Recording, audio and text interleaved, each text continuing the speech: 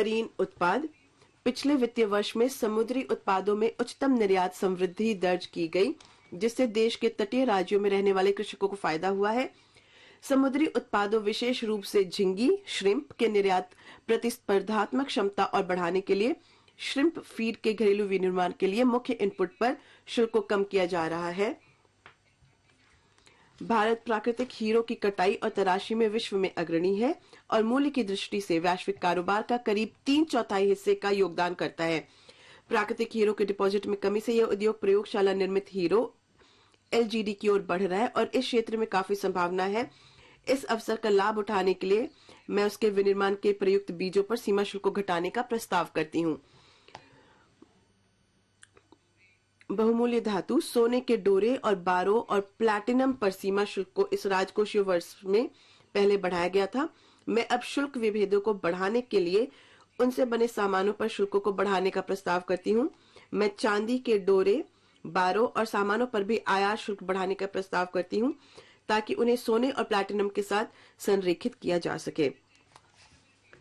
धातु, स्टील क्षेत्र के लिए कच्ची सामग्री की उपलब्धता सुगम करने के लिए CRGO स्टील के विनिर्माण के लिए कच्ची सामग्री, लौह स्क्रैप और निकल कैथोड पर बेसिक सीमा शुल्क को छूट जारी रखा जा रहा है। इसी प्रकार द्वितीयक तांबा, कॉपर उत्पादकताओं जो मुख्यतया MSME क्षेत्र में है के लिए कच्चे माल की उपलब्धता सुनिश्चित करने हेतु कॉपर स्क्रैप पर 2.5% की रियायती BCD को जारी रखा जा रहा है। सम्मिश्रित रबड़, शुल्क की परिवंचना को रोकने के लिए सम्मिश्रित रबड़ पर बेसिक सीमा शुल्क को बढ़ाकर लेटेक्स को छोड़कर अन्य प्राकृतिक रबड़ के बराबर 10% से 25% या 30 रुपए प्रति किलोग्राम जो भी कम हो किया जा रहा है। Cigarettes, national calamity. सिगरेट, विनिर्दिष्ट सिगरेटों पर ज्यादा आपदा आकस्मिकता शुल्क NCCD को 3 वर्ष पूर्व संशोधित किया गया था। इसमें लगभग 16% की वृद्धि करने का प्रस्ताव किया गया है। I now come to my direct tax proposals on प्रत्यक्ष कर। माननीय अध्यक्ष महोदय, मैं अब प्रत्यक्ष कर प्रस्ताव पर आती हूँ। इन प्रस्तावों का उद्देश्य कर संरचना की निरंतरता और स्थिरता बनाए रखना, अनुपालना भार को कम करने के लिए विभिन्न प्रावधानों का और सरलीकरण और उन्हें युक्ति संगत बनाना, उद्यमिता की भावना को प्रोत्साहित करना और नागरिकों को कर राहत प्रदान करना है। आयकर विभाग अनुपालना को और आसान और निर्बाध बनाने के लिए करदाता सेवाओं में सुधार करने का सतत प्रयास करता है। हमारे करदाता पोर्टल को एक दिन में अधिकतम 72 लाख रिटर्न प्राप्त हुए हैं और इस पोर्टल ने इस वर्ष 6.5 करोड़ रिटर्न संसाधित किए हैं। औसत संसाधन अवधि को वित्तीय वर्ष 13-14 में 93 दिवस से घटाकर अब 16 दिवस कर दिया गया है और 45% रिटर्न 24 घंटे के अंदर संसाधित कर दिए गए थे। हम इसमें और सुधार करने का इरादा रखते हैं और करदाताओं की सुविधा हेतु अगली पीढ़ी के सामान्य IT रिटर्न फॉर्म लाने और साथ ही शिकायत निवारण तंत्र को और सुदृढ़ करने की योजना बना रहे हैं। MSME और पेशेवर। MSME हमारी अर्थव्यवस्था की समृद्धि के इंजन है। 2 करोड़ रुपए तक के टर्नओवर वाले सूक्ष्म उद्यम और 50 लाख रुपए तक के टर्नओवर वाले कुछ पेशेवर प्रकल्पित कराधान का लाभ उठा सकते हैं।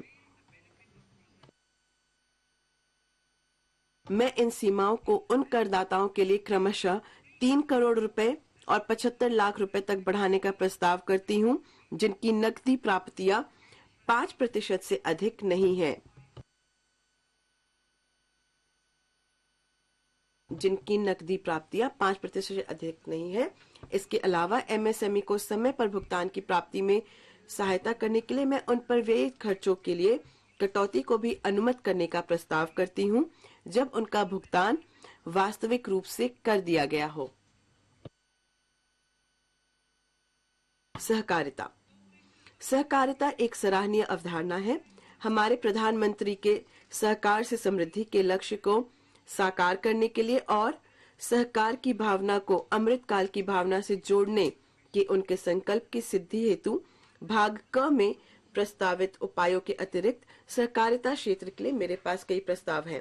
प्रथमतः दिनांक 31/3/2024 तक विनिर्माण गतिविधियां शुरू करने वाली नई सहकारी समितियों को 15% की कम कॉर्पोरेट दर कर का लाभ मिलेगा, जैसा कि नई विनिर्माण कंपनियों को वर्तमान में मिलता है।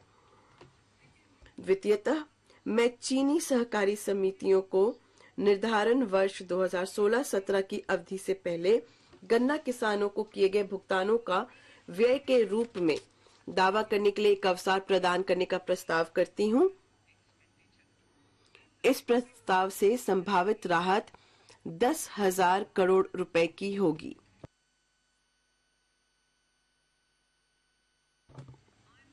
तृतीयतः, मैं प्राथमिक कृषि सहकारी समितियों और प्राथमिक सहकारी कृषि एवं ग्रामीण विकास बैंकों को नकद में दिए गए जमा एवं ऋणों हेतु 2 लाख रुपए प्रति सदस्य की उच्चतर सीमा प्रदान करती हूं।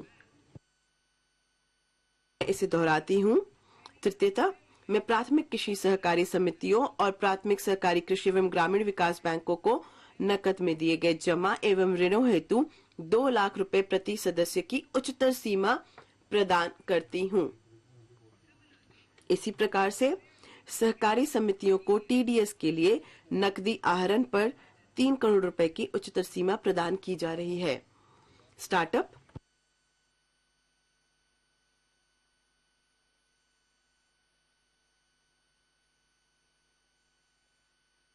देश के आर्थिक विकास के लिए उद्यमिता बहुत महत्वपूर्ण है। हमने स्टार्टअप के लिए अनेक उपाय किए हैं और उनके परिणाम भी निकले हैं। भारत वर्तमान में वैश्विक रूप में स्टार्टअप के लिए तीसरी सबसे बड़ी इकोसिस्टम है और मध्यम आय देशों के बीच नवाचार गुणवत्ता में इसका दूसरा स्थान है।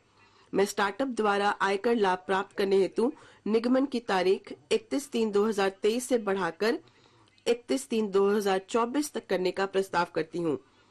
इसके अलावा मैं स्टार्टअप की शेयरधारिता में परिवर्तन कर हानियों के अग्रनयन के लाभ को निगमन के 7 वर्ष से 10 वर्ष तक प्रदान करने का प्रस्ताव करती हूँ।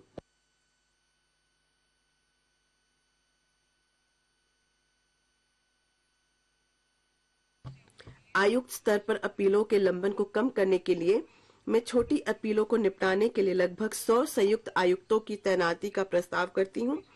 हम इस वर्ष पहले से प्राप्त विवरणियों के जांच के लिए चुनने हेतु और अधिक सिलेक्टिव रहेंगे। कर रियायतों को बेहतर लक्षित करना। कर रियायतों और छूटों को बेहतर लक्षित करने के लिए मैं धारा 54 और 54 के तहत आवासीय गृह में किए गए निवेश पर पूंजीगत लाभों से कटौती की सीमा को 10 करोड़ रुपए करने का प्रस्ताव करती हूँ। इसी उद्देश्य से दूसरा प्रस्ताव अत्यधिक मूल्य वाली बीमा पॉलिसियों की आय की आयकर छूट को सीमित करना है।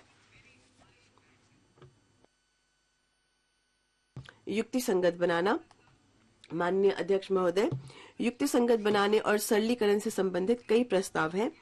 आवासन, शहरों, नगरों और गांवों के विकास या किसी गतिविधि अथवा मामले को विनियमित और विकसित करने के उद्देश्य से संघ अथवा राज्यों के कानूनों के तहत स्थापित प्राधिकरणों, बोर्डों और आयोगों की आय को आयकर से छूट देने का प्रस्ताव है।